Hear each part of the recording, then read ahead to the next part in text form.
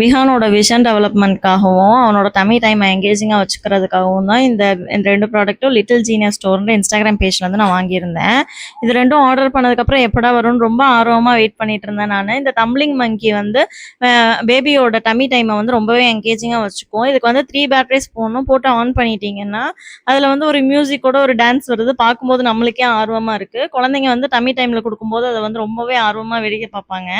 அதே மாதிரி வந்துட்டு யாழ் வந்து ஊர்லேருந்து வந்திருந்தான். அவனுக்கு இதை காட்டி தான் சாப்பாடு ஊட்டிக்கிட்டே இருந்தோம். இதை வந்து அவன் அவ்வளோ ஆர்வமாக பார்த்துட்டு இருந்தான்.